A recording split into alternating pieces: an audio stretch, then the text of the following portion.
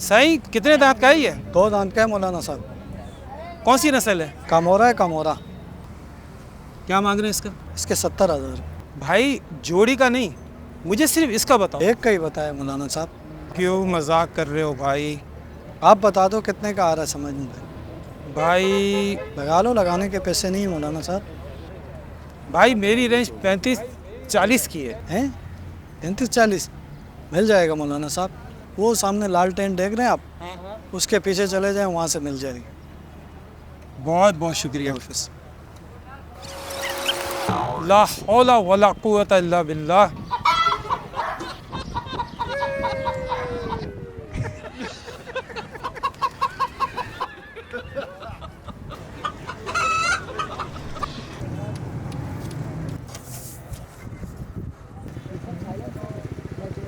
नहीं भाई नहीं मिला। मैं आपसे कह भी रहा था इस रेंज में नहीं मिलेगा, बहुत महंगाई हो गई है। मेरी जेब में 40,000 है, यहाँ कोई 70 तो कोई 80, 60 से नीचे आने की तो कोई बात करने को तैयार ही नहीं है। इंशाल्लाह देखता हूँ कुछ देर और, वरना फिर वापस लौट आऊँगा। यार एक बात सुनो, मैं आगे से आ रहा हूँ, एक बकरा लेके जा रहा हूँ। जल्दी है। हजरत देख तो लें।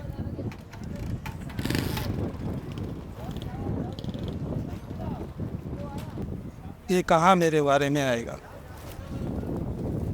देख लें हजरत, अच्छा दाना है, शायद बात बन जाए। देखो बेटा, मैं घूम घूम के थक चुका हूँ, लंबी करने का मेरे पास बिल्कुल टाइम नहीं है। फाइनल बताओ क्या मांग रहे हो? हजरत मैं भी लंबी नहीं करूँगा, मुझे भी बेच के वापस घर जाना है। 1 रुपये भी कम नहीं करूँगा। 40,000 रुपये है फाइनल। क्या? 40,000 रुपये फाइनल है। दे दो बेटा। दे दूँ?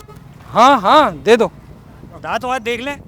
2 दांत है ना? पूरा है पूरा। रस्सी खोलो।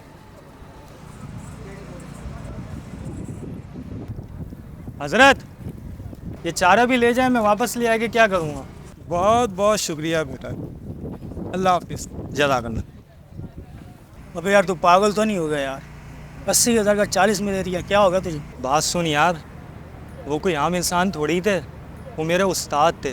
उन्होंने मुझे बचपन में कुरान पाक पढ़ाया, और जो उन्होंने कुरान पाक पढ़ाया तो मैं नमाज़ पढ़ लेता हूँ। तो तू उससे बता कर देता ना यार। यार वो एक खुददार इंसान है, मैं अगर उनको ये सब कुछ बता देता तो वो मुझसे कभी भी जानवर नहीं लेते। मदरसे में बच्चे उनके लिए खाना लाया करते थे, लेकिन उन्होंने कभी भी किसी बच्चे का खाना नहीं खाया। फिर भी यार 40,000 नुकसान कराया तूने, पागल हो गया यार। यार इन्होंने जो मुझे दौलत दी है ना, ये इन सब के सामने कुछ भी नहीं है। मैं आज भी जब भी परेशान होता हूँ ना, मैं कुरान पाक की तिलावत करता हूँ और अल्लाह ताला से दुआ करता हूँ, और मेरी परेशानी दूर हो जाती है। ये भी मेरे उस्ताद की दी हुई तालीमात की वजह से। खैर हो गई यार, हमने इस कुर्बानी के मौके पे अपना थोड़ा नफ़ा कुर्बान कर दिया, और क्या, चलता है यार। चलो यार और चलते हैं।